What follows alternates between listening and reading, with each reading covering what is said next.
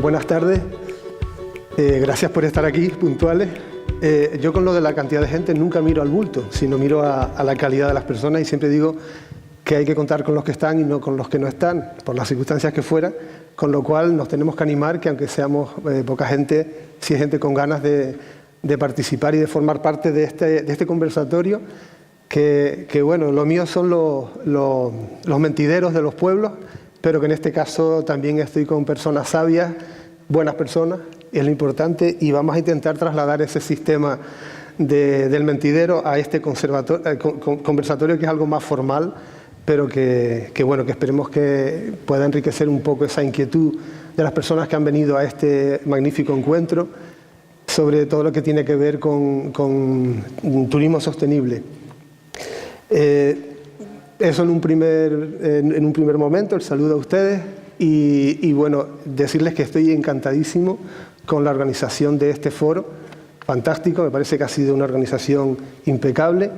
Ya la inquietud que está detrás creo que es la que más ayuda para que esto salga bien. Cuando las cosas se hacen de corazón, llegan a buen puerto, y vuelvo a la primera referencia que hicieron los chicos Javi y Paula ayer cuando dieron la bienvenida, cuando inauguraron el encuentro, y decían que cuando un sueño es de mucha gente ya es una realidad, ¿no?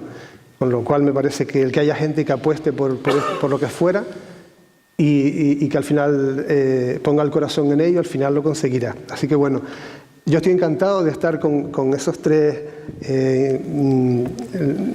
personas relevantes dentro del mundo del patrimonio, como decía Javi, que para mí es un orgullo estar con ellos porque son un referente, y además coincide que son tres pilares dentro del mundo de la interpretación, o ellos representan a tres pilares dentro del mundo de la interpretación del patrimonio, ¿no? La interpretación, la conservación, la implicación social en el patrimonio. Y bueno, para mí, que fui un avanzado en su momento y hasta me llamaban loco por hablar de patrimonio intangible, el ver que estamos en un foro como este hablando de esto me parece maravilloso, y con tres elementos fantásticos dentro del mundo de la interpretación. Vamos a tener desde la parte institucional, que en este caso pues José de León, Pepe para los amigos, nos va a hablar de la parte institucional, de cómo el Cabildo ejerce esa función de conservación y de puesta en valor de nuestro patrimonio colectivo. Y Vaya Pérez, que nos va a hablar de un proyecto precioso en Fuerteventura, donde para mí una de las dos cosas más importantes, lo que está claro que es importante es el patrimonio, ¿no?, del que ella nos va a hablar. Y lo otro es de que haya un colectivo, en este caso una asociación cultural, que lleva muchos años. Ahora estábamos hablando, y Pepe se acuerda de cuando empezó ese colectivo, con gente memorable que incluso ya no está con nosotros, pero que dejó una huella preciosa. Pues de cómo un colectivo es capaz de gestionar un inmueble público, en este caso dedicado al patrimonio cerealístico. En este caso pues hablamos del Museo del Grano, Museo Casa de la Silla en Lanzarote. Y bueno, pues Fuerteventura, perdón, hablamos de Lanzarote. Es que hemos descubierto de que Pepe es del Jable. ¿Saben lo que es el Jable en Lanzarote? No. ¿Alguien lo sabe? No, conocemos la Jeria, un montón de cosas de Lanzarote, pero el Jable es una zona que está en la entrada de la playa de Famara, que está formado por la arena que el viento, el alisio, ha arrastrado de la playa de Famara. Allí coge fuerza con el farallón de Famara, y bueno, lo extiende ya, llega incluso hasta San Bartolomé, pero todo lo que es toda esa zona inicial está cubierta de esas arenas del mar, y forman un complejo único en cuanto a cultivo ecológico, ¿no? Y bueno, especies de aves y demás que anidan por allí. Es un espacio fantástico que acabo de descubrir hace meses, y me acabo de enterar de que Pepe procede del Jable, ¿no? Una gran alegría. Y hay Jable en Fuerteventura. Y también hay Jable en Fuerteventura. Un morro. Y en Tenerife el Jable blanco del sur. Bueno, pues, y después la otra parte es Iván González, que bueno, aparte de ser un hermano adoptivo que tengo, de Tenerife, Iván es de esta gente que también ha apostado por la innovación dentro de la promoción del patrimonio, tanto el material como el intangible, y desde hace ya pues como 10 años tiene su propia empresa. Siempre presumo de él porque en los inicios del rescate etnográfico en la isla del que yo formo parte, pues él fue el primero que lo aplicó a un hotel, el Hotel San Blas, en el sur, en Los Abrigos, en el municipio de San Miguel, pues tiene una reserva ambiental que iba a ser destinada a un campo de golf y que Iván convenció a la dirección del hotel para hacer una reserva ambiental con un enfoque etnográfico, pues con actores que representaban vidas, estampas de la vida de las personas de la zona, ¿no? Y bueno, pues fue la primera persona que hizo con profesionales lo que yo ya había empezado con personas aficionadas, con personas sin ese oficio, pero siempre detrás de algún proyecto de desarrollo rural, que es mi oficio, ¿no? Entonces, bueno, hechas las presentaciones, ahora cada uno de ellos va a hacer su propia presentación y va a hablar, pues, en 10 minutos, va a explicarnos qué proyectos están llevando o qué trabajo realizan. ¿De acuerdo? Empieza y vaya. Voy a coger el chismito de las diapositivas. Sí. Y bueno, pues yo soy Ibaya Pérez, vengo en representación de Raíz del Pueblo. Antes de que se me olvide, agradecer la invitación y felicitar a toda la organización por lo bien que está saliendo todo.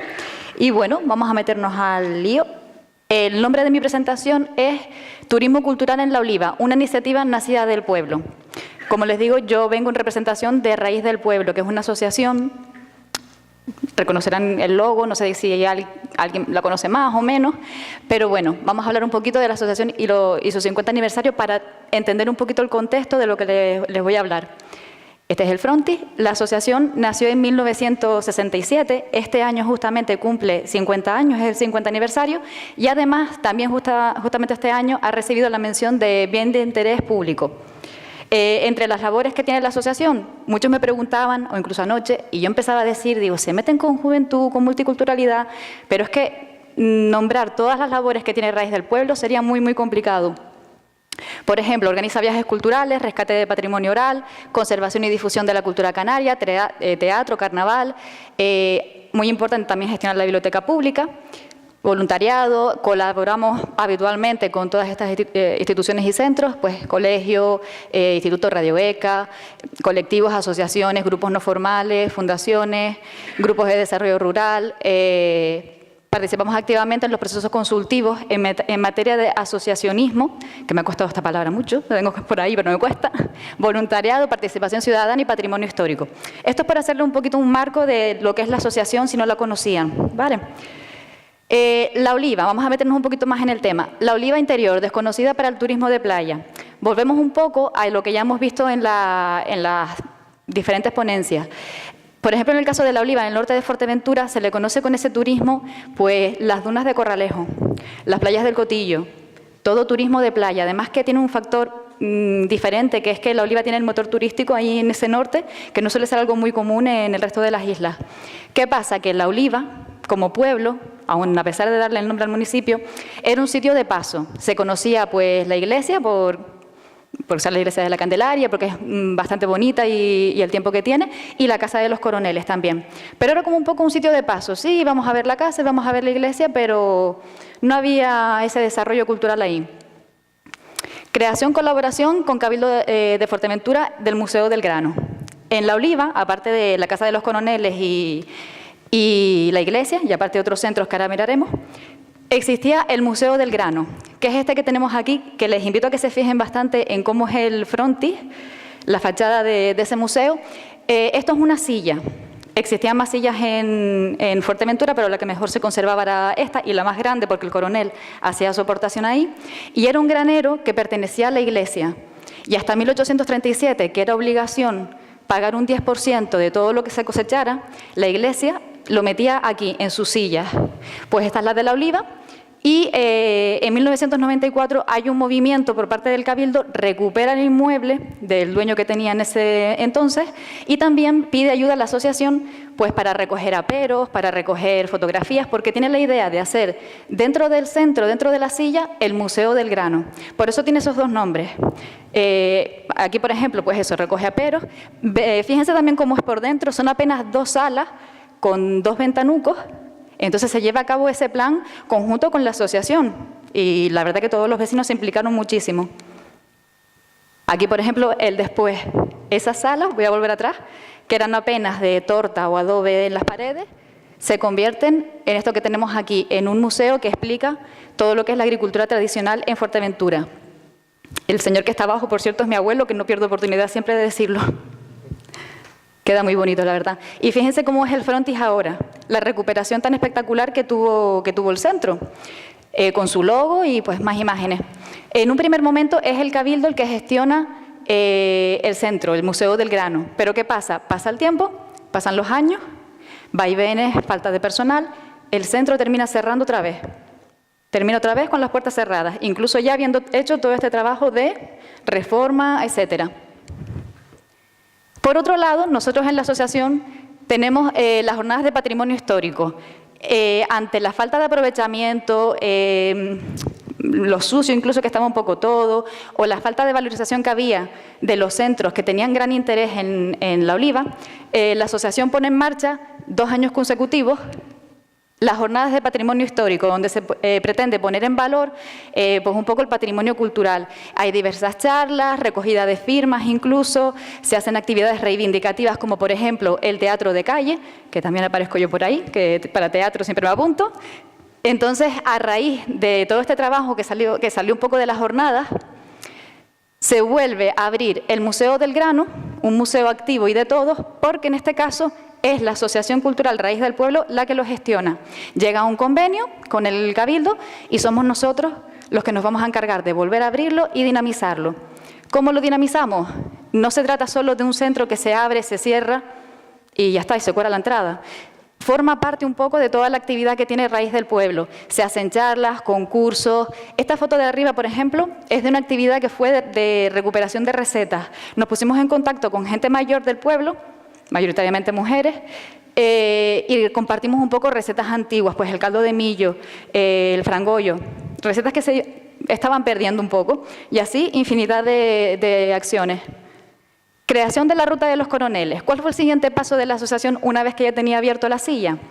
Se puso de acuerdo con 5 entidades diferentes, somos 5 entidades diferentes.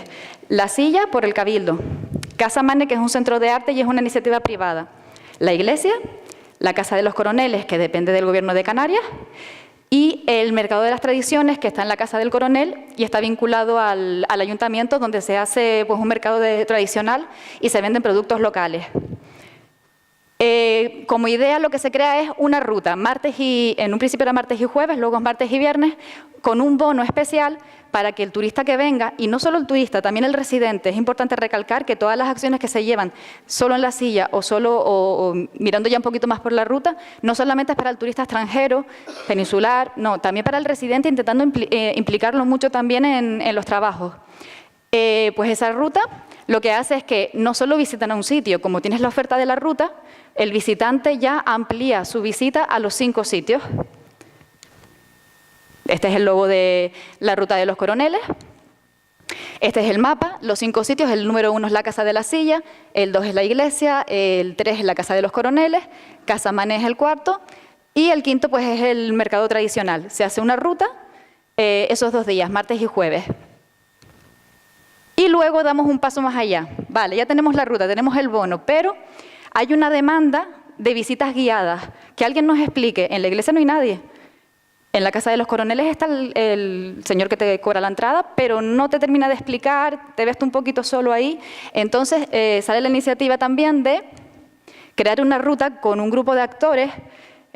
Pasamos por distintas remesas, el que tenemos actualmente funciona genial, se ha cuidado mucho el vestuario, la interpretación, todo un poco. Avísame si me estoy pasando del tiempo. Vale, pues este es el logo que se le pone a la Ruta de los Coroneles.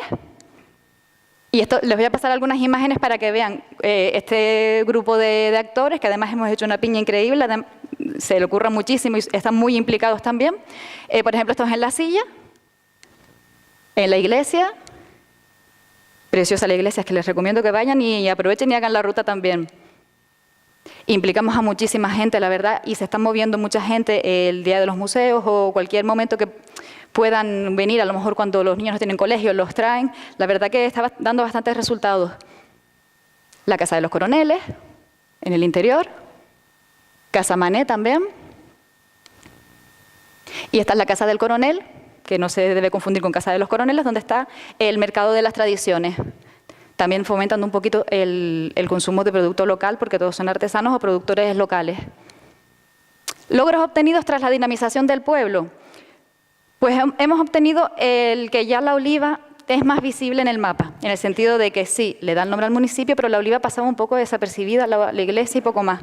Ahora no, ahora es un sitio donde la gente puede pasar perfectamente medio día haciendo la ruta, comiendo allí. También hemos notado que preguntan mucho por alojamiento rural. Hemos empezado a dinamizar y creemos que también estamos potenciando el aumento de puestos de trabajo. Al haber más afluencia turística, la verdad que ha pegado un subidón bastante importante. Si conocías cómo era la oliva un poco antes y cómo está ahora, pues encuentras parejas, familias que pasan el día allí y te preguntan además a ver si se pueden quedar allí, si encuentran algún alojamiento. Importante, dificultades. Las dificultades más grandes que hemos tenido para darnos a conocer, ya tema turoperadores, tema hoteles, nos cuesta muchísimo, muchísimo. ¿Por qué? Porque se prima un poco, quizás un poco más por los turoperadores, el beneficio rápido. Y este tipo de acciones son de consolidación. Es verdad que ya tenemos beneficios, ya vemos que hay gente que trabaja más, que hay más movimiento, pero en el mundo de lo económico tiene que ser inmediato. Y esto no, esto es de tiempo, de darse una imagen, de ir mejorando también nosotros, de ir incrementando pues cositas. Entonces esas son las dificultades que nos vemos, que pues un poco falta ahí. También a nivel institucional, nosotros podemos ser impulsores de un montón de iniciativas, pero necesitamos cooperación de la pequeña, mediana empresa, de las instituciones. Necesitamos que no solo nos ayuden a impulsarnos, sino que también pongan ahí, se metan en el ajo y pues, nos ayuden un poquito más a salir adelante. Un futuro incierto, Ruta de los Coroneles. El siguiente paso, de momento, y por eso me gustaría mucho la charla que va a dar Iván, porque nuestra siguiente idea es un poquito renovarla. No solo la Casa de la Silla, sino también la ruta, modificarla un poquito a nivel de tecnologías, a nivel de idiomas también, hacerla un poquito más del siglo XXI y darle ese toquito. Ya cuando des la charla ya estaré yo ahí apuntando cosillas. Pues muchas gracias por su atención.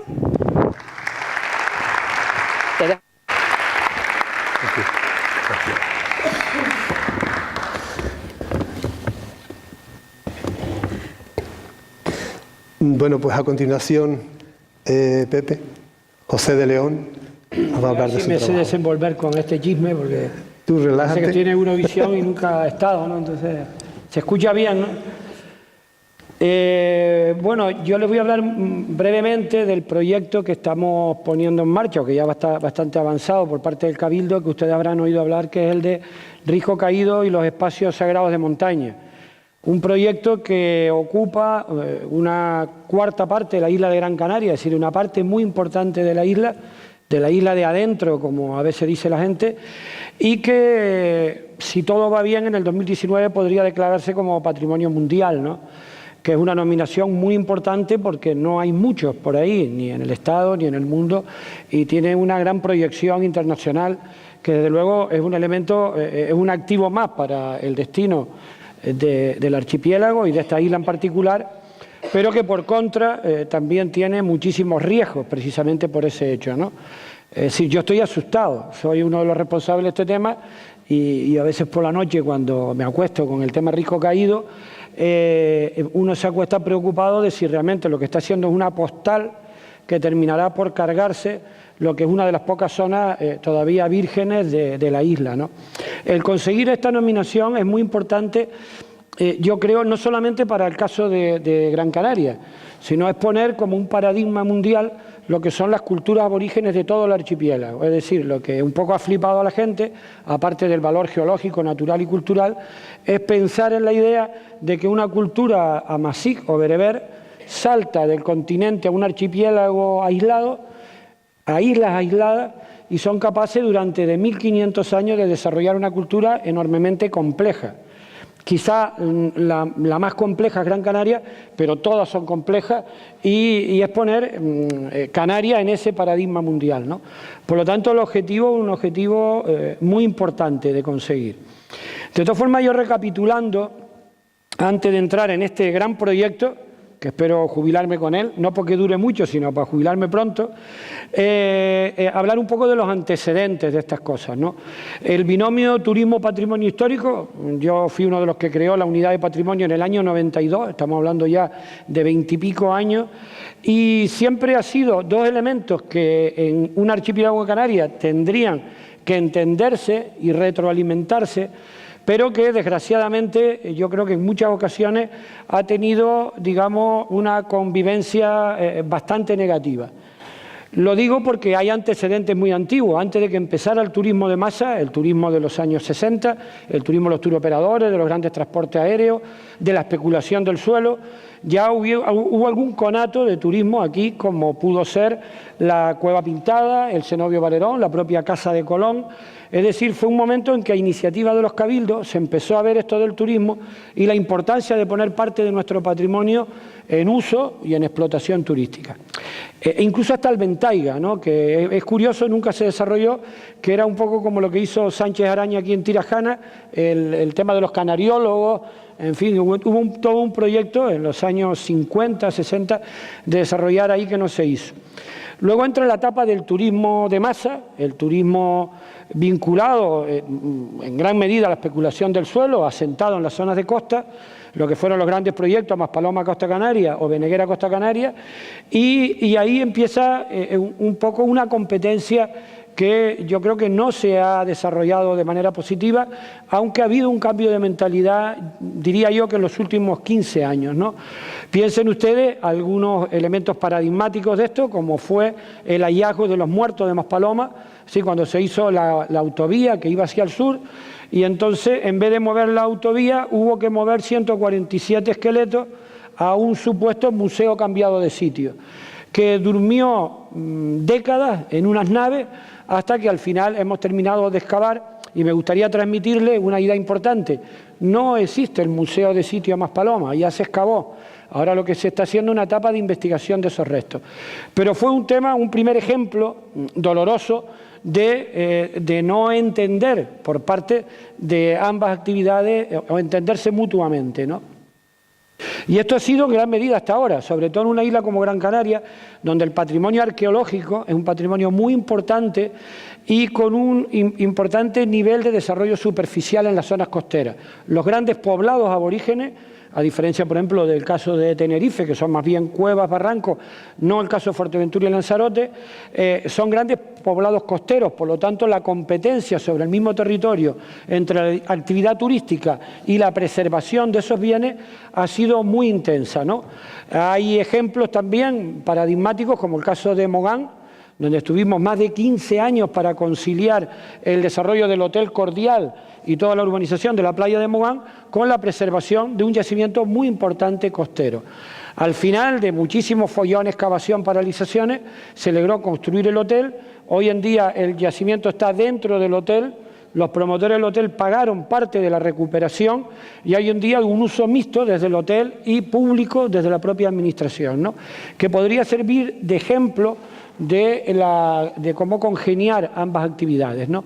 Pero el tema es que a medida que se creó la unidad de patrimonio y tuvimos que hacer de hombres malos, y cuando aparecíamos los que iban parando la obra y lo instintivo es esconder el hueso para que no apareciera, yo sí debo de entender que en estos últimos años, en esta última década, ya sí que podemos decir que hay una toma de conciencia con respecto al valor y la importancia de ese patrimonio.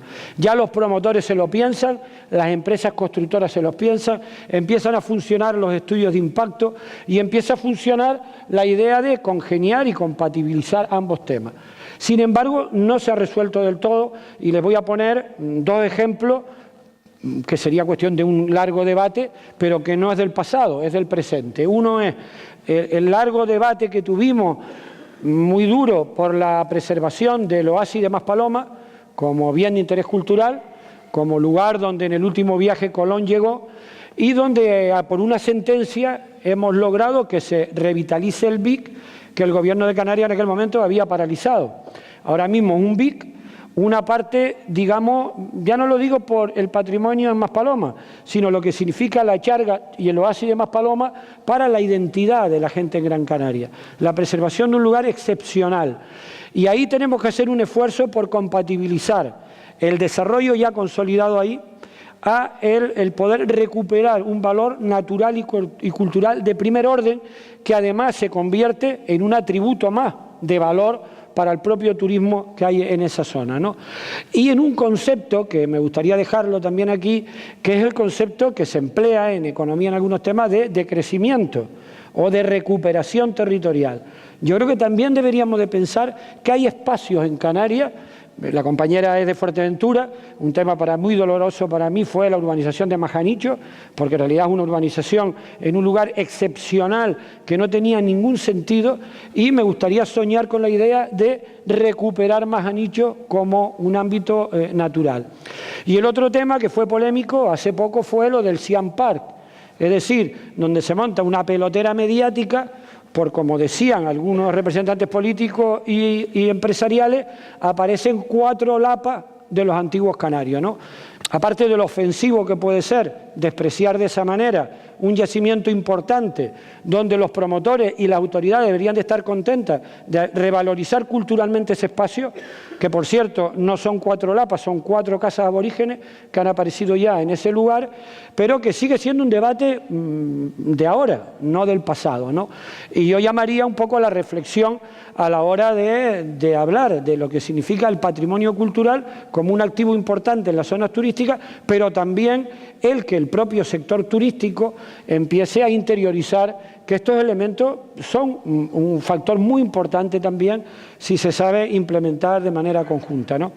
Dejando un poco todo lo que ha sido este tema, ustedes aquí, el barranco de Guayadeque ha sido un elemento histórico y central de la revitalización, de un elemento patrimonial clave, arqueológico, etnográfico, con un modelo de gestión, además que ha tenido el Ayuntamiento de Agüime, que yo conozca único en el caso concreto de Gran Canaria, que es crear una unidad de gestión propia y específica para el patrimonio.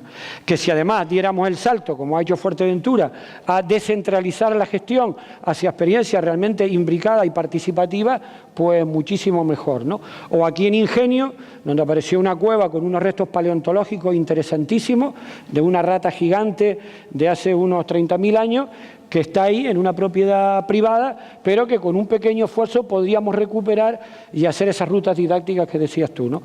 Como no sé cómo voy de tiempo, voy rapidito, ya con el último gran proyecto, que es el de Risco Caído. En realidad el proyecto, como casi siempre, empieza de manera anecdótica. Julio Cuenca va a hacer un pateo por Barranco Hondo, se encuentra una cueva sepultada o entullida, como decimos nosotros aquí, llena de zarza, y bueno, encuentra unos grabados de triángulos púbicos. Al cabo de un par de años se da cuenta que en la claraboya que está excavada en una cúpula de 5 metros perfecta, excavada por los aborígenes sin conocer el metal, sí, con conocimientos geométricos, matemáticos, abstractos muy importantes, descubre que entra el sol y luego se descubre que entra la luna, es decir, todo el año entre equinoccios entra el sol y luego las lunas llenas, ¿no? Y eso da pie a plantearnos que los canarios no es aquella gente de los taparrabos saltando de risco, sino que hay un conocimiento muy potente que da pie a redescubrir o reconocer cosas que ya conocíamos, dándole un valor muy importante científico añadido, como es los grandes santuarios de montaña, el caso concreto del Ventaiga, el caso concreto de Acusa, y todo eso va hilvanando un espacio cultural en lo que podía ser una de las grandes áreas del mundo de la cosmogonía, de los rituales, de los antiguos canarios, muy relacionado con la astronomía, con la arqueoastronomía. Si nosotros pensamos que aquí se pelea, bueno, ahí hay gente de La Palma aquí, La Palma, Hawái y Atacama, por tener el mejor cielo del mundo para llevar los telescopios, esto también era en la época aborigen. Por lo tanto, el tema arqueoastronómico, el tema de poblaciones bereberes aisladas durante 1500 años, constituyen 2 elementos clave para la excepcionalidad. Pero además el tema troglodítico. El tema troglodita, que cuando uno va a la Capadocia, vienes con la foto, oye, pues la gente está viviendo en cuevas por ahí. Y no somos conscientes que aquí todavía hay miles de personas viviendo en cuevas y por lo tanto el tema troglodita es otro elemento excepcional de la candidatura. Luego la transhumancia, que el pastoreo tradicional es otro elemento excepcional.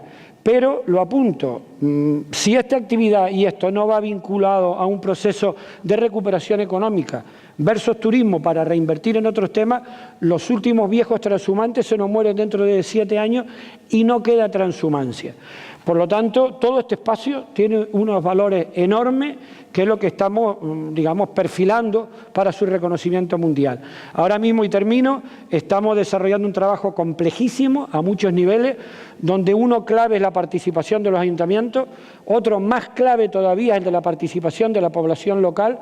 Tenemos un grupo de trabajo con la población local, no solo con los colectivos ya asociados, sino hacer cómo la población de una zona participa y decide en qué es lo que se va a poner ahí en los proyectos de recuperación.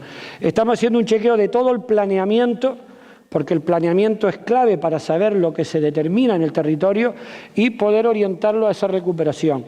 Estamos también con varios proyectos científicos.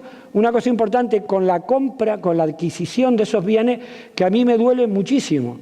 Cuando nosotros le compramos al viejito, a Pedro Melián, la cueva de Risco Caído, entendíamos que se cortocircuitaba la memoria histórica de siglo a siglo en aquella cueva. Por lo tanto, implica un nivel de responsabilidad, un plus de responsabilidad para la administración pública que ha comprometido ese proyecto. Yo lo dejo ahí. El año que viene va a ser un año muy duro de evaluación y, desde luego, el concepto de un turismo alternativo, el tener muy clara la capacidad de carga, el poder determinar que los 3,5 millones de personas que están en esta isla, si todos les dan por ir arriba al mismo tiempo, nos lo cargamos, y diversificar esa oferta, son temas para no pensar en el 2019, sino que ya hemos abierto el debate con la sociedad para que este proyecto, que no solo va a tirar de la cumbre, va a terminar del concepto isla en su totalidad, ¿no? Perfecto. Muchas gracias, Pepe. Y la verdad es que, como siempre, un maestro. Esos años de trabajo se notan, esa experiencia, y se agradece. Comentarles que antes la presentación de Ibaya, se me olvidó decirlo, la llamó Turismo Cultural en la Oliva, una iniciativa nacida del pueblo. Quedó claro con su explicación. Y la de Iván es un museo llamado Territorio. Y bueno, es lo que nos va a explicar en estos 10 minutitos. A todos. Bueno, normalmente las presentaciones las hago con vídeos incorporados, pero en este caso, ya cada vez que voy a dar una ponencia en un congreso o lo que sea, trabajo con un sistema operativo distinto y siempre falla alguno, entonces no me la quise jugar y lo vamos a hacer de forma estática. El concepto, muchas veces ya me están presentando como no, la gente de la tecnología, pero igual no es de la tecnología. La tecnología no es un fin, es un medio. El fin es conseguir interpretar el patrimonio de la forma más vivencial posible para las personas. En este caso vamos a hablar de territorio, porque antiguamente, a mí me gusta decir antiguamente, los museos eran edificios en el que se encerraban piezas. A mí nunca me ha gustado este concepto, me dedico a la museología hace 12 años y nunca me gustó ese concepto, mentira, 15 años, el tiempo pasa, y nunca me gustó, y entonces me inclinaba más por el modelo de ecomuseo, el modelo francés, el modelo catalán, que incluso a mí me gustaba porque los catalanes, que están tan de moda ahora, tienen una cosa muy buena, que cuando presentan un proyecto de intervención patrimonial lleva aparejado un plan de desarrollo local. Eso aquí no ha existido nunca, pero es una buena herramienta para también lo que decía ahora Pepe. No podemos coger y de repente implantar un museo en un sitio si no hemos pensado en cómo va a afectar al entorno, ¿no?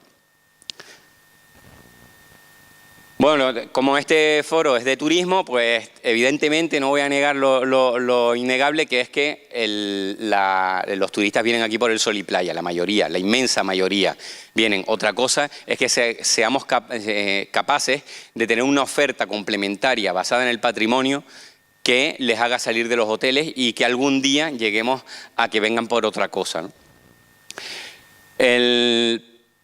Cuando empecé a trabajar en esta línea de interpretación, bueno, en este caso, aquí el volcán que está es el Chinllero, o ahora no, es el de Arenas Negras, no, pensé que había cometido un error, es el de Arenas Negras y esa es de ahí nace la idea que fue surgiendo en la cabeza, ¿no? De cómo cambiar el modelo interpretativo. Yo fui un día a fotografiarlo para un proyecto en el año 2012, pasé por delante del volcán No sabía que era el volcán de Arenas Negras porque nada te lo dice, allí hay varios volcanes, entonces seguí caminando y digo, bueno, como no estoy seguro de que sea y voy a poner la foto en una exposición, sé que el siguiente volcán que está es el Chinllero. Si llegó el Chinllero, pues sé que es este. Llegué hasta el volcán Chinllero y entonces dije, efectivamente es aquel. Volví 2 kilómetros atrás y me puse allí en el crucé, saqué las fotografías y después dije, no me da la gana. Pasan por aquí cientos de personas todos los días por delante de un volcán que cambió la historia de Tenerife. Y nadie sabe nada. Erupcionó en 1706 y sepultó parte de Garachico, con el puerto principal que tenía Tenerife en aquella época. Pues me quedé todo el día sentado ahí en una piedra y a todo lo que pasaba se lo contaba. Yo no hablo inglés, no hablo alemán, pero yo se los contaba. Pues ahí empecé a pensar en cómo cambiar el modelo interpretativo para que eso no pase, porque después me fui al Cabildo y en el Cabildo me decían, no, Iván, no se pueden poner paneles interpretativos en corona forestal. Bueno, aquí el láser no funciona, pero bueno, que cada paisaje tiene una historia. Cuando vamos a esos sitios, y normalmente nos llevan porque visitamos una isla, bueno, vemos un sitio, sacamos 4 fotos, nos vamos y decimos, bueno, vimos unas plantas preciosas, pero cuando te encuentras a la señora de la ventana y la señora de la ventana te cuenta las historias que encierra ese paisaje cambia por completo, se convierte en un museo. Porque esas historias son las que te van a hacer a ti pensar. Lo que hace el cine histórico, es ver esas imágenes del pasado recreadas en tu cabeza, ¿no? Esa es la principal herramienta con la que trabajamos, el storytelling. El marketing a través de las historias, el cuentahistorias, el cuentacuentos, como lo quieren llamar. Pero las historias son fundamentales en la interpretación. Estamos cansados de ver museos aburridos. Nos tienen que contar las historias. Aquí normalmente se vería un vídeo, pero apostamos por el patrimonio vivo y dinámico. Esa es otra de las luchas que teníamos, porque la interpretación hasta ahora de espacios naturales era inerte, estática. En este caso, cuando ahora llegamos, esa es la fuente de Tamaide en San Miguel, pues un sábado, hace unos meses no, ya un año, a las 5 de la mañana me empezó mi cabeza a funcionar. Por desgracia eso suele pasar a menudo y ya no duermo más. Y pensé, oye, ¿y si llegas a un sitio y puedes ver lo único que no puedes ver de ninguna otra forma, que es cómo funcionó en el pasado? Entonces llamé a una gente, un grupo con el que trabajo, se llama Montañeros Usapa, una asociación cultural, con lo que hacemos videorecreación histórica. Ahora vas a la fuente de Tamaide y en vez ves una mesa interpretativa, que algún día espero cargármela, y a través de un código QR pones el móvil y ves la fuente ahí quieta, estática, pero en tu móvil la ves llena de vida. Ves cómo lavaban las mujeres, cómo recogían el agua para los camellos, cómo secaban la ropa sobre las piedras, todo ese tipo de cosas. Lo ves en un vídeo de 2-3 minutos que no traducimos nunca. Además, eso nos permite llevar una contabilidad de la gente que hace uso de la herramienta y además puede interactuar porque nos pueden dejar comentarios. La otra es la realidad inmersiva. Ahora todo el mundo me conoce por Iván Eventium, de Eventium Project, pero hemos creado divulgación inmersiva. Es una empresa porque siempre todo lo que divulgamos lo hacemos de forma inmersiva. No queremos venir y soltar un rollo como estoy haciendo yo ahora, sino que te envolvemos dentro de una historia pues a través de sonidos, de imágenes y demás, y así construimos nosotros los centros de visitantes, museos y demás que hacemos. Este es un ejemplo de en el Hierro estamos trabajando, ahora veremos el proyecto, pero estos son 2 sistemas de balizado inteligente que estamos utilizando. El que ya tenemos en funcionamiento es la primera y ahora estamos haciendo la segunda, que todavía no está desarrollada del todo porque va a funcionar con alimentación de placa solar y va a tener hasta un ordenador dentro que va a poder proyectar vídeo. Se va a usar sobre todo en espacios donde no hay cobertura 3G, para poder que no se usen datos a la hora de conectarse. La primera, lo que va a hacer es que cuando tú pases por un determinado sitio que se te anuncia desde el panel inicial, tu móvil va a ir en el bolsillo, si quieres te pones unos cascos y si no lo llevas aquí, vas caminando, no tienes que manipularla en ningún momento, la baliza va a detectar el idioma de tu móvil y te va a lanzar explicaciones en tu idioma. Eso no tiene por qué ser solamente explicaciones. Puede ser desde explicaciones, pueden ser sonidos del pasado, como pasaba un rebaño de cabras, pueden ser un cantar que se solía hacer en un sendero, un poema, música para disfrutar mejor de un sendero, el sonido de los pájaros, etc. En la videorecreación también podemos hacer que aparezca pues por ejemplo en Arenas Negras, que aparezca el mejor vulcanólogo de Canarias y nos dé una explicación sobre el volcán, pero allí mismo, in situ. Tú estás viendo el volcán y vas a ver el volcán y a la persona haciéndote la explicación in situ. También eso lo estamos utilizando dentro de museos, para hacer explicación de sala. No llames a un guía, sino que directamente te va a aparecer. Y con la videorecreación también estamos haciendo ahora que cuando estés en un punto puedas ver vídeo en 360 grados sobre determinadas actuaciones del pasado que sucedían en ese punto. Este es el sistema de balizado, es menos impactante que los de debajo.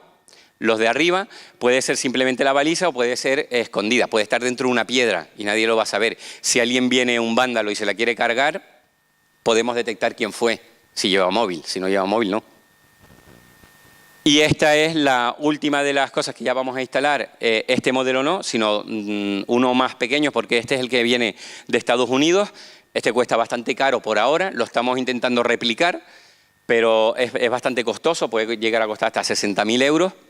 Entonces estamos haciendo la versión no low cost, sino más pequeño, porque este mide 4 metros de largo y donde, por ejemplo, las oficinas de turismo pueden tener una visión de 360 grados del patrimonio que existe en un lugar, manipulándolo con un táctil y sintiéndose dentro del espacio porque es con una pantalla curva.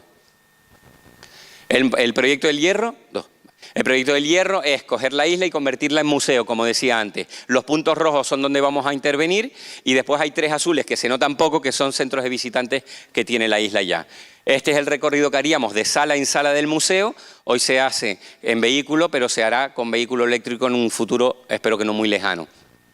Las temáticas que tocamos, y ya voy a ir corriendo, dentro de ese museo llamado Isla del Hierro, todas las intervenciones que vamos a hacer este año y lo que queda del próximo, bueno, lo que queda de este y el próximo año, con balizado inteligente y también con videorecreación.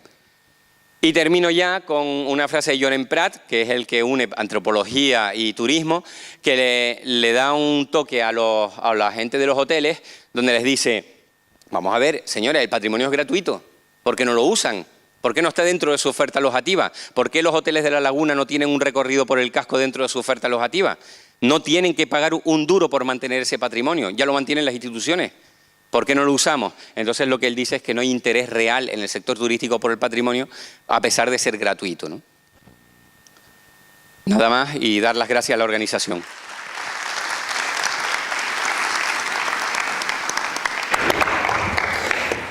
Bueno, gracias Iván.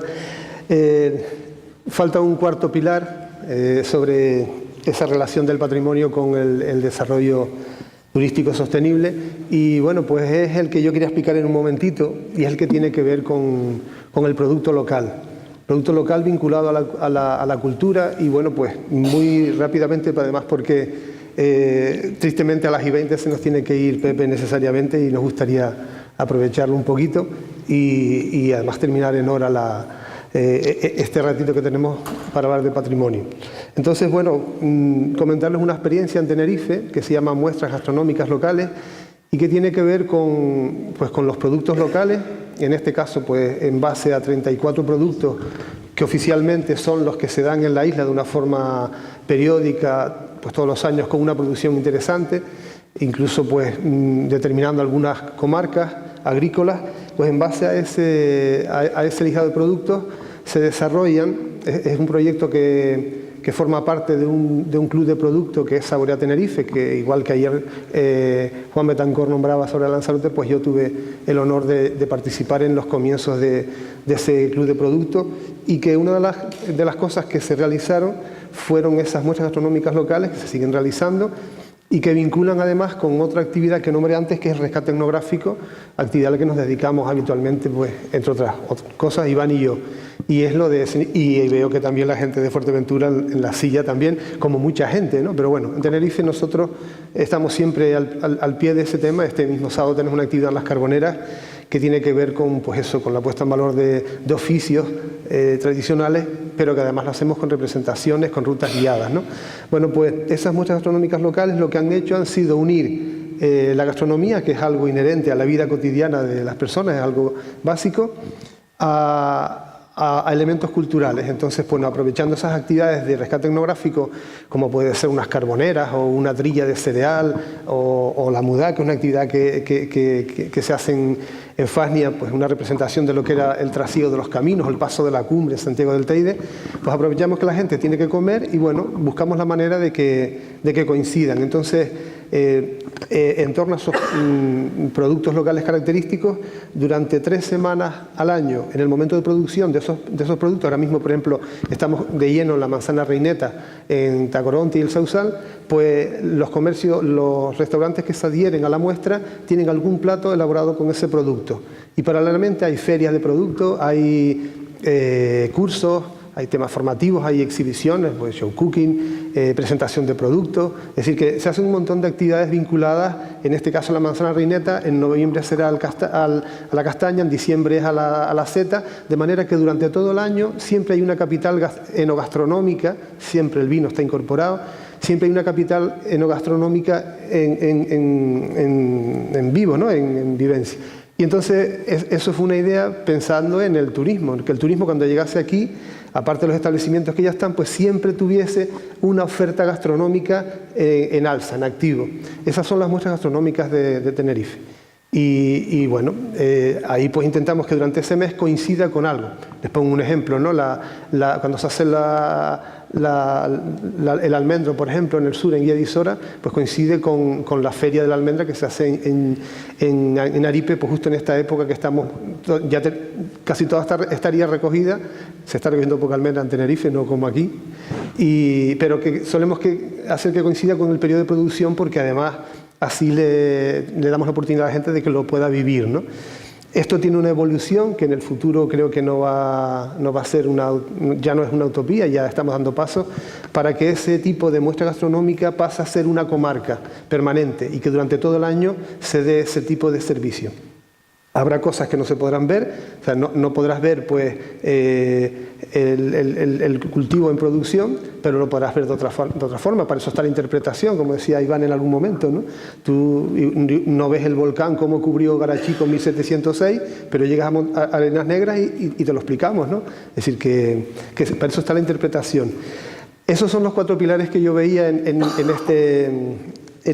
este rato vinculado al patrimonio, ¿no? El gran problema es que dentro de un momentito ya Pepe se nos va y me queda una magua tremenda. Yo tenía pensado hasta una dinámica de grupos para ustedes, para animarlos un poco y que no estén todo el tiempo así.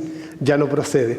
No procede porque vamos a empezar pues ese debate, que no, en el caso nuestro no es debate, es una conversación, porque además queremos que también la gente, ustedes tengan la oportunidad de participar activamente en la conversación y bueno, pues ya no procede, ¿vale? De todas formas, vamos a empezar esa conversación pues preguntándolo a ellos. Yo he resumido todas las preguntas que tenía en una, y es que realmente, con todos los inconvenientes que tiene la interpretación, lo que decía Pepe, ese peligro del turismo masivo accediendo a esos espacios, lo que cuesta que las administraciones apoyen proyectos colaborativos como el que nos decía Ibaya, pues con todos los problemas que tiene la interpretación, ahí va, y es algo que es sostenible. Esta mañana nos decía Dasi, la compañera que nos habló sobre ese proyecto tan bonito del hierro, nos decía, pero si es que el patrimonio ya es sostenible, porque ya existe, está ahí no hay que darle muchas vueltas.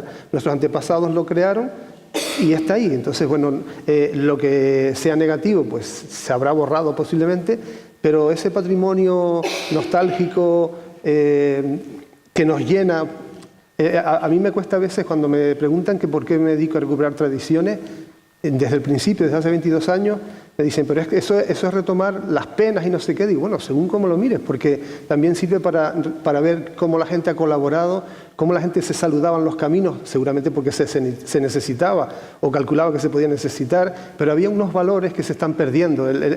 La forma de recoger las cosechas de nuestra gente siempre ha sido un proceso comunitario. Ahora te ayuda a ti, después el fin de semana siguiente al otro, y así se va rotando en la cogida de las papas, en la vendimia, en la recogida del millo, en todo, ¿no?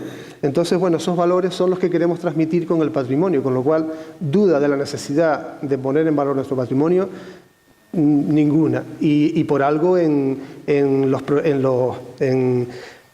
En todos los procesos de, por ejemplo, en los planes de turismo, por ejemplo, me acuerdo, donde trabajaba yo en Turismo Tenerife, me acuerdo que estaba ese plan estratégico donde una de las primeras, las puntas de lanza de ese plan estratégico era buscar temas de autenticidad, de identidad local y ponerlos en valor para intentar que nuestro turismo se enganchase de ese tipo de cosas, ¿no? Y crear esa fidelización de la que no se ha hablado demasiado, me parece, pero que es clave el trato a las personas para que vuelvan. Hay que llegar al corazón de las personas para que vuelvan, si no es muy difícil. O sea, la parte física se puede olvidar en 2 días, pero si le llegas al corazón de alguien, pues de lo que no. Y hablándole de ti, de tu identidad, pues posiblemente se llegue. Yo le pregunto a los 3 compañeros que nos digan, pues brevemente, porque tenemos muy poquito tiempo, que nos comenten qué es lo que creen ellos que es necesario para consolidar la interpretación del patrimonio, ¿no? Ahora mismo, ¿no? Ya un poco he dado pistas, ¿no? Sí. Todo lo que te decía las instituciones, pero bueno, sí. En 3 minutitos cada uno. Sí, yo creo que sobre todo hay que consolidar un poco la propia identidad. Suena un poco a cliché, pero no deja de ser verdad que si no nos ponemos en valor a nosotros, quien venga no va a sentir realmente que lo que está viendo es la realidad, o ya sea actual o ya sea de un pasado. Lo va a ver muy hermético, muy plástico. Y eso es a veces lo que nos cuesta, poner en valor lo que tenemos. Muchas veces porque directamente tenemos un concepto incluso equivocado de lo que es el patrimonio. Patrimonio no solamente es una casa vieja, que ahí se quedó el cura, y una casa de aquí, y la iglesia. No, patrimonio es prácticamente todo, es paisaje, es territorio también. Y yo creo que donde fallamos un poco es así, en saber un poco también investigar. Luego ya no me quiero meter tampoco en el tema de leyes y organización y un poco todo ese tipo de ordenanzas, pero creo que va un poco por ahí, que a fin de cuentas va un poco también en poner en valor lo que tenemos, que no son 3 lapas, como decía Pepe, que me dejó un poco tocada cuando se lo escuché, que es que si nosotros mismos decimos que esos son 3 lapas, ¿cómo pretendemos que el que venga lo entienda, lo viva? Y luego, lo que decía él, que la fidelización de que repita porque se queda enganchado, porque le encanta. No, hay una desvinculación ahí tremenda. Yo, por ejemplo, por lo que yo he trabajado con el Museo del Grano, la gente se queda encantada. Y yo siempre lo digo, que es el museo más pequeñito, pero que alberga una historia más grande, porque al fin y al cabo es la historia de la agricultura tradicional, y es algo muy común en todas las islas, e incluso en el extranjero han llegado turistas de la otra punta del mundo con los mismos sistemas, y te vinculas de esa manera, porque al fin y al cabo el fondo es común, en este caso la agricultura, pero que se puede extrapolar a muchísimos factores. Y se pueden pasar 1 hora y media, 2 horas en ese centro, que es, no sé si en la fotografía se notó, pero es muy pequeñito, es apenas un almacén, pero tiene tanto y recoge tanta historia, tantas vivencias, tanta vida, que al final la gente sale de allí encantada. Muchísima gente vuelve porque ha sido recomendada por gente que ya lo ha visitado. El boca a boca ha funcionado súper bien, sale muy contenta, escuchas críticas constructivas y muy buenas también en la otra punta, gente que ni conozco de nada se te acerca, amigos, la asociación, por el tema de la ruta, no solo el centro de la silla, y la gente repite por el boca a boca, y entonces ahí tú te das cuenta que estás haciendo algo bien realmente y que, oye, que está funcionando, independientemente de que luego las instituciones pues aporten más, aporten menos, el tema de turoperadores, sino que la calidad, y cuando le das realmente valor a lo tuyo y llegas desde el corazón, que es otro aspecto que también decías, se nota y a la gente le llega muchísimo también, y es súper bonito además, porque incluso la misma gente residente del pueblo, con algunos lo comenté anoche y eso, que ellos tienen un poquito la entrada libre porque fueron la gente que en su momento pues donó aperos o se sentó a hablar para recoger un poquito la cultura oral de todo lo que era el sistema de agricultura, y ellos van por allí y se sientan en casa, y realmente eso es lo que se transmite. Y un poco yo creo que es lo que hay que vender, esta es mi casa, esto es lo que yo cuido, lo que yo quiero, pero claro, para vender eso primero tienes que quererlo, y hay veces que ahí es donde fallamos realmente. No pasará eso en La Oliva. Pepe, ¿qué hace falta? Que yo vea, no. Bueno, no sé, es que, claro, el propio concepto de patrimonio es un concepto tan amplio que lo mismo se identifica con las grandes catedrales que con el trabajo cotidiano. Pero sí es verdad que quizá lo que hay que recuperar es el alma de todo eso de manera transversal. Por ejemplo, si nosotros decimos que ahora en Risco Caído ha aparecido una variedad genética de cebada, de las más antiguas del mundo, pero que además es la que durante más tiempo se ha utilizado de manera continuada de las que se conocen en el mundo y que es la misma que siguen utilizando los campesinos allí. Puede haber una parte científica dura y pura y hay otra que tiene que ver con la gente, ¿no? Por lo tanto, estamos obligados también a devolver esos conocimientos, ¿no?, a la población que está allí y, por otro lado, que la propia población contribuya a la reconstrucción de esos hechos. Me refiero a la producción científica. Los que hicimos una tesis doctoral la hicimos solo porque nos obligaban a hacerlo solo, pero detrás de cada producción científica hay una enorme cantidad de gente detrás, ¿no? En el caso mío, que era recuperar los pueblos que tapó el volcán de Lanzarote, pues fueron mis abuelos y mis tíos, porque si yo estudio a los papúes de Nueva Guinea, igual me hago famoso, pero si estudio a mi abuelo, soy como un elemento anecdótico. Haciendo trabajos de temas orales, por ejemplo en Lanzarote, llegas a ver como una persona que no sale de la casa, que tiene 80 años, después de un trabajo de 3 meses te está esperando en la puerta de la casa para llevarte. Es decir, empieza a tomar conciencia de ser el sujeto de aquella historia, te lo reconstruye y al final contribuye a generar un elemento identitario, un elemento de identidad. Por lo tanto, esa persona tiene que participar del proceso de producción de ese conocimiento y, por lo tanto, de transmitirlo y de interpretarlo. Por ejemplo, un grabado rupestre en los letreros en Valo, salvo los Monroy, que eran unos pastores del siglo pasado que los rayaron, se pierde el concepto porque son elementos culturales que tienen un cortocircuito. Sin embargo, si tú hablas con los pastores que conocen eso como los letreros, hay una interacción entre ambos desde el punto de vista incluso de la interpretación científica de ese tema, ¿no? Por lo tanto, yo creo que el tema del patrimonio debe ser un tema transversal y, a propósito de lo que tú decías, yo en la tesis lo reflexioné, es verdad que todos cuando estudiamos historia en la escuela normalmente es una sucesión de desgracias, ¿no? La guerra de tal, la hambruna de tal, pero sin embargo los trabajos colectivos, la esperanza, la risa, que son elementos que hacen mover a la humanidad, quedan como ajenos, porque realmente parece como que conscientemente intentan domesticar nuestra voluntad, ¿no? Tú no puedes, te generan como una impotencia. Por lo tanto, todo esto tiene que ser un proceso colectivo, participativo, de recuperar y de interpretar, que interprete la propia población local y también los que tenemos acceso a un conocimiento especializado que deberíamos de devolver también a esa población local, ¿no? Yo creo que todo esto tiene que revolucionar nuestro concepto del patrimonio. Y, totalmente. En fin, esto sí. Yo me apasiono. No, desde luego. Me gustó lo de esa alma transversal, ¿no? Que es lo que el hilo conductor, ¿no? Si no un proyecto no tiene alma, siempre hemos dicho que pues no tiene sentido, ¿no? Si encima no podemos decir que parte del corazón, pues está claro, ¿no? Es lo que decía, que sin alma no hay interpretación posible. Una de las cosas que nosotros hacemos siempre, que hacemos algún tipo de interpretación inmersiva, es ir a la población local, del lugar donde suceden los hechos, y aprendernos nombres, historias, cosas que sucedían. Y por poner un ejemplo rápido, una vez fuimos a un pueblo donde nos querían recibir al colectivo este con el que trabajamos, y a mí fuimos allí y nos empezaron a contar todas las historias del pueblo. Y entonces una señora dice, bueno, es que yo siempre recuerdo cuando mi padre, yo era menudita de 5 años y me llevaba a la venta, me subía al mostrador y le decía, dile al ventero la poesía que te aprendiste hoy en la escuela. Y entonces le dije, pero ¿te sabes la poesía? Y yo ya estaba con la mano aquí con el móvil. Y dice, sí, claro, y entonces nos la recitó, ¿no? Entonces hablamos con el colectivo y dijimos, tenemos que hacerle algo a esta gente por la fiesta. Entonces recreamos en la plaza cómo era el pueblo antiguamente, con todas sus costumbres.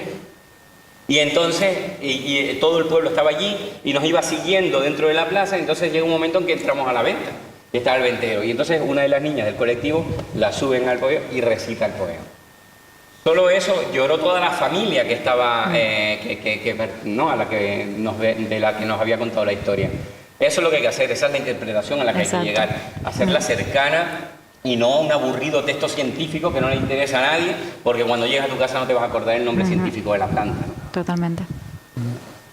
Bueno, sí, ya se encargan las compañeras de repartirlo. Este es el momento de que si alguien quiere preguntar algo, sí, pues que lo vayan haciendo. Por aquí. No es nuestra Conchi, es nuestra Conchi. Qué bien, nuestra conservadora del Parque de Garajonay, gomera entrañable. Gracias, muy amable. Hola, buenas tardes.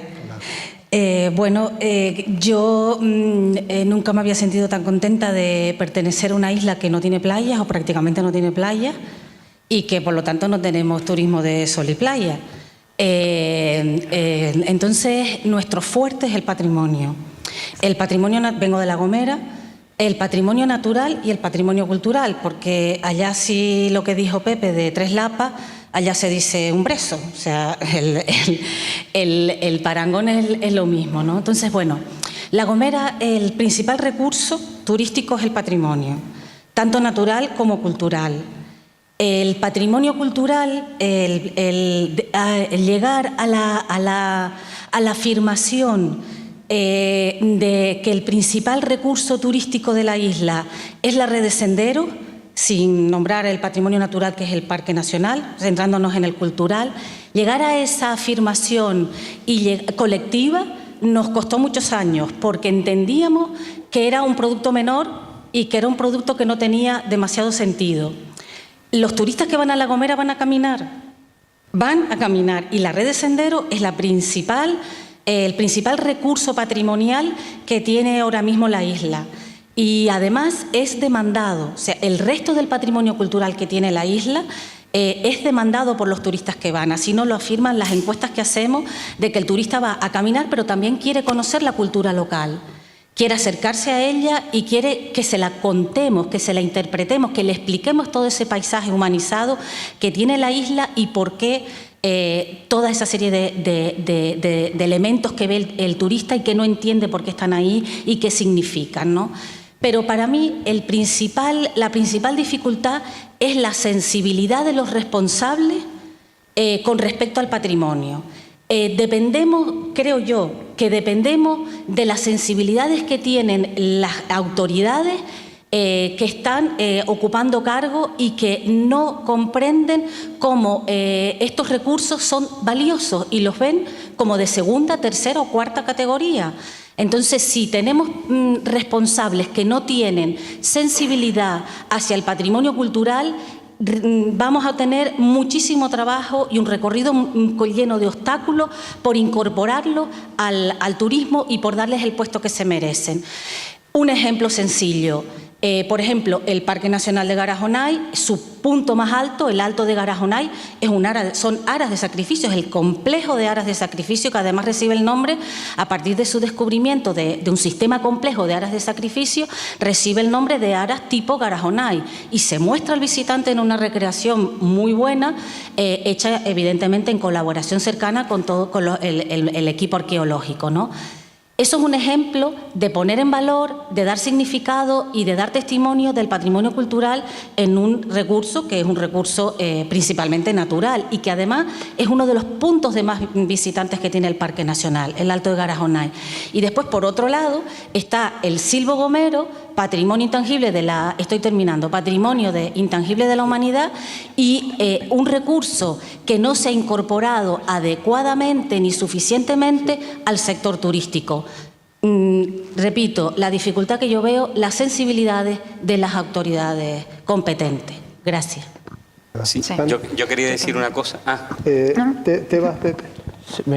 Te tienes que ir. Lo siento mucho, tengo unos compromisos de otro tipo de patrimonio. Vale. Bueno, mire, pequeñito. Y yo estoy aquí, en Gran Canaria, por cuando quieran. Mira, Pepe, un segundo.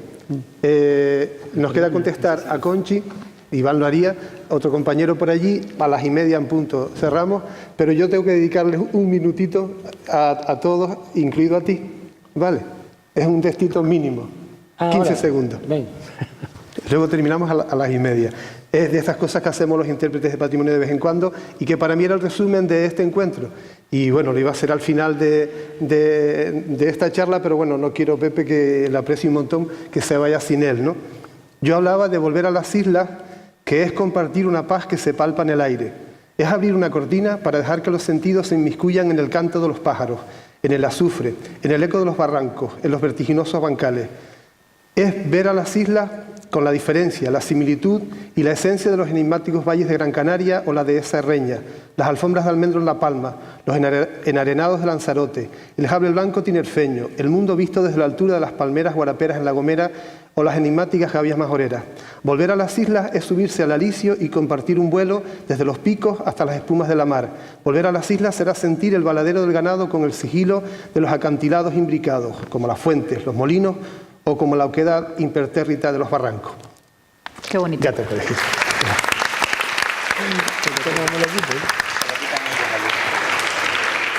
Un muchacho. Gracias. Iván. Siéntate aquí, Iván, para estar un poquito más cerca. Bueno, yo iba a contestar, bueno, a contestar no, a contar una pequeña historia muy rápida, que yo estuve en la excavación del área de sacrificio, en las dos partes, porque una era la de abajo y después la de arriba, y ahí me di cuenta realmente de la cantidad de gente que hace senderismo en la isla de La Gomera. Era una cantidad de gente la que pasaba por allí, que los que éramos, bueno, los que estaban anoche ya conocieron algunas gamberradas mías, pero en la excavación habían otros como yo, y entonces se nos ocurrió hacer un cartel que ponía en varios idiomas: por favor, no dar de comer a los gorilas, para ponerlo por fuera, porque nos volvían locos. Todos los que pasaban por allí eran metiéndose dentro del yacimiento y tal, entonces para un poco de humor pusimos ese cartel. Pero se interesaban por el patrimonio y querían entrar y conocerlo y saber qué había pasado allí. Lo malo es que estabas excavando y de repente veías una chola aquí, pero bueno, lo apartabas, ¿no? Y La Gomera, yo creo que en ese aspecto han tenido sensibilidad. Trabajamos muy bien con el director del parque, una joya. De hecho, a veces nos tenía que vigilar la cuadrícula porque uno excavaba y él miraba por si aparecían viudas negras. Y no tengo ninguna pega a la hora con el tema de las autoridades en esa excavación, las prospecciones siguientes y cómo se vinculó a los senderistas dentro de toda esa historia, ¿no? O sea, que lo vi como algo positivo. Un compañero quería preguntar algo. Se fue. Se fue. Bueno, pues se aburrió de esperar. A viva voz no nos llega. No, yo de todas formas también matizar un poquito que, por ejemplo, en el caso de Fuerteventura, realmente la conservación del patrimonio no es algo, o sea, es algo relativamente de hace poco para acá, relativamente, a ver, ahí ha habido casos para todo, pero sí se ha notado esa falta de sensibilidad que comentas. Por ejemplo, lo que son el yacimiento de Isla de Lobos, pues ahí va, más o menos, pero por ejemplo en Tindaya los podomorfos, ahí están. Ahí están, y encima peor, porque al visibilizarlo, al señalizarlo, está propenso a saqueos, a actos de vandalismo, y ahí está. No subas la montaña porque te multan, puede ser, pero estamos un poquito verdes en eso. Por lo menos yo hablando en el caso de mi isla, pero creo que un poco en todos podemos desarrollar mucho más de lo que se está desarrollando. Y la falta de sensibilidad, por desgracia, es algo que tanto afecta al ciudadano, al vecino, como afecta también al que está al mando en una institución, que si tiene esa desconexión, cuesta mucho. De todas formas, y alguien me iba a preguntar por ahí, que es lo que decía Pepe, ¿no? Que lo del patrimonio es algo tan amplio que Totalmente. Siempre yo pienso que a nivel patrimonial pues, se está haciendo un trabajo interesante, ¿no? Sí, sí, sí.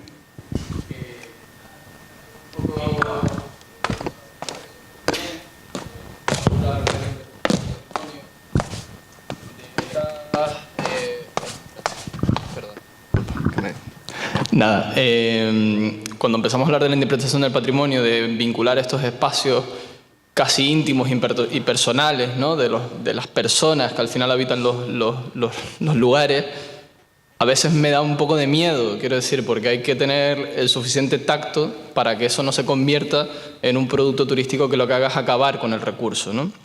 Quizás obviamente esto no pasa en La Gomera, ¿no? Porque no hay tanta gente ni siquiera interesada en promocionar los elementos etnográficos desde el ámbito turístico, pero sí creo que en otras islas como en Tenerife o Gran Canaria a veces, o sea, me da la sensación de que hay mucha gente mirando para el mismo sitio, ¿no?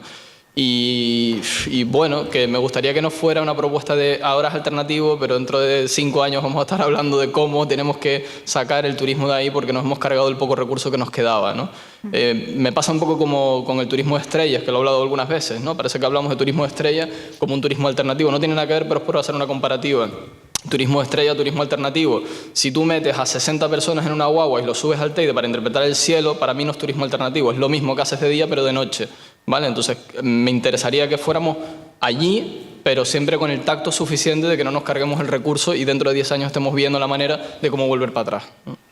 Sí, eso es un problema que tenemos, por ejemplo, en Tenerife. La decisión es no hacer rutas ni potenciar el conocimiento del patrimonio arqueológico.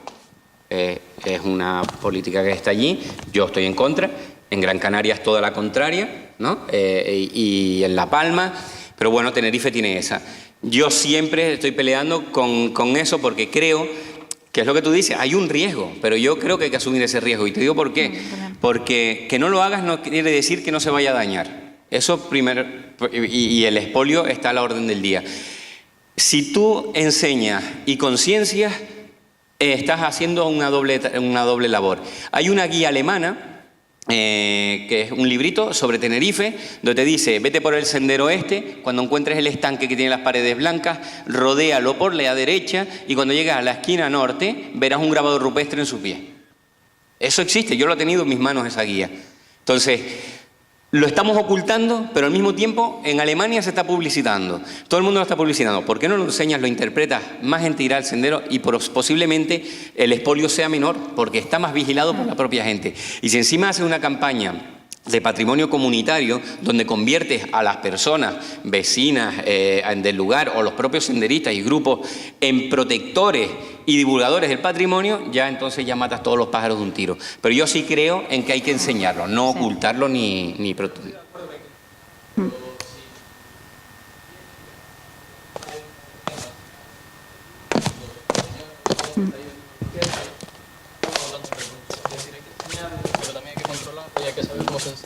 No, no te preocupes, gracias.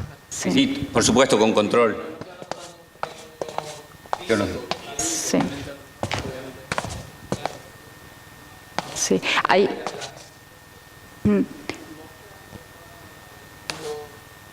Sí.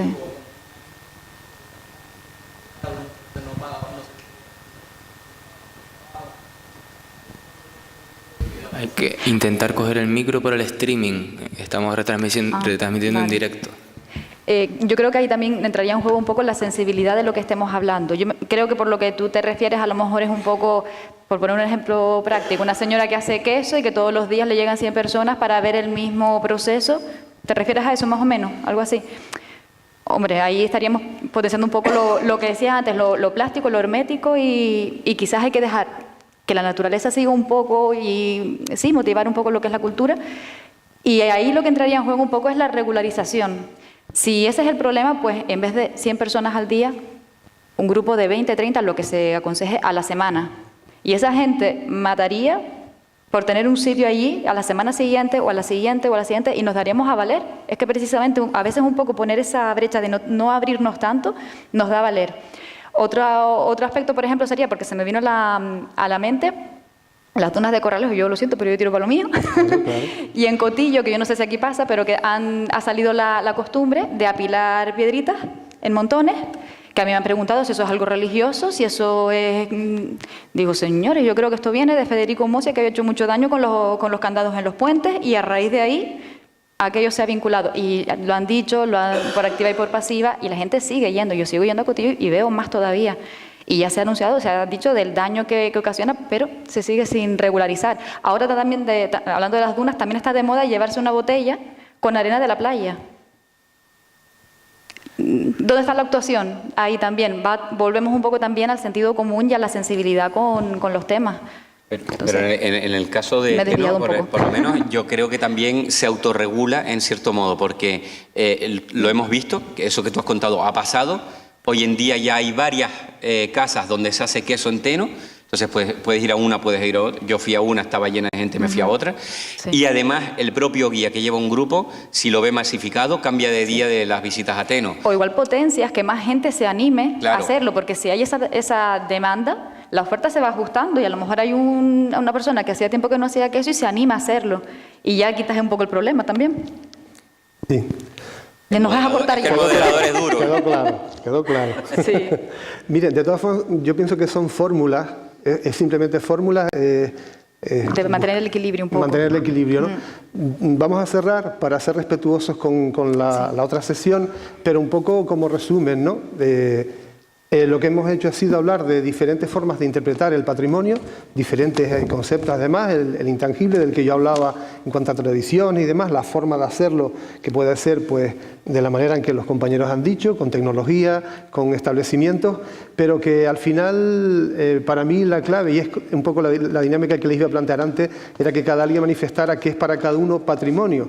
Para mí patrimonio es el recuerdo que tengo de mi abuelo cuando yo era pequeño, ese es mi mayor patrimonio, por ejemplo, ¿no? Pero al final, como resumen un poco de esta sesión, yo me voy maravillado, de verdad, de todas las iniciativas que he escuchado en estos 2 días, pero maravillado. Un montón de cosas que ni se me pasaban por la cabeza. Cosas que lo que hacen es poner en valor continuamente nuestro patrimonio. Cuando ayer se hablaba de esas fincas abandonadas en el sur, en Beneguera, la fórmula da lo mismo, es poner en valor, ponerlo en alza, darle vida y solamente facilitar el que la gente pueda acceder a verlos. Yo cuando empecé a trabajar en turismo y me dijeron que uno de nuestros primeros objetivos era aumentar el gasto del turista, me asusté. Yo es impensable que mi forma de ser sea así. No se refería a sacarle más dinero al turista, sino facilitarle la forma de disfrutar del destino y haciendo gasto. Con lo cual, yo creo que el concepto de que patrimonio es todo, empezando por nosotros mismos, hay algo de lo que no pudimos hablar en este tiempo, y era de la educación. Ayer le decía a Juan Palop, hablaba de educación y de que si desde abajo no se empieza a mentalizar a la gente en qué tipo de tierra somos, no vamos a ningún lado. Pues con el patrimonio pasa lo mismo. Yo veo que están todos los planes estratégicos de turismo, está en todos los políticos municipales que quieren poner en valor su casa abandonada o su museo local o no sé qué, patrimonio, pero no estamos enseñando en la base que son nuestra gente menuda y nuestra gente que es la que realmente difunde, hasta que la gente no se sienta orgullosa de decirle a los demás lo que tiene. Yo recuerdo una anécdota rápida en el tanque, donde hicimos una trilla cuando me dijeron que estaba loco. Y además me decía la gente que cómo iba a trabajar yo allí, yo soy de La Laguna, en el tanque en el otro lado, un pueblo pequeñito, me decían, ¿cómo usted viene aquí que esto es el culo del mundo? Y decía, pues culo bonito, un pueblo precioso. Cuando 5 años después hablo con alguien del tanque y me dice, ¿usted no sabe dónde es el tanque? Un sitio donde se hace una trilla maravillosa con mucha gente y vacas y no sé qué. Dice tú, qué bonito. Es decir, nuestro patrimonio ha ayudado a levantar la autoestima de nuestra gente. Yo creo que nuestro patrimonio tenemos que estar súper orgullosos. ¿Por qué dije ese texto? Porque hablaba de los enarenados, de los bancales, del Jable del sur de la isla, de Tenerife. Hablaba de las gavias. Habla de un montón de paisajes que son patrimonio agrícola, son agrosistemas maravillosos en una zona subtropical donde el agua no está a raudales. Ese es nuestro patrimonio y sobre todo la forma de ser, la constancia de nuestra gente y actualmente la autoestima que necesitamos para estar orgullosos de ese patrimonio. Salvando ese escollo de esa autoestima, pienso que está todo solucionado. Cuando digamos con orgullo lo que tenemos, todo el mundo, y conozcamos perfectamente lo que tenemos en nuestro municipio, en nuestro entorno más cercano, y no la gente que está aquí, que ya son prescriptores de todo lo que estamos hablando, sino el resto de la gente, los que no vinieron, los que no pudieron venir, los que no se enteraron, a los que parece que no les compete. Pues cuando toda esa gente tenga autoestima para decir esto es lo nuestro y me siento orgulloso, yo creo que el patrimonio va a ser un aliado maravilloso para seguir desarrollando el turismo y es una forma sostenible, ¿no? Exacto. Confirmado. Confirmamos. Bueno, pues gente, muchas gracias.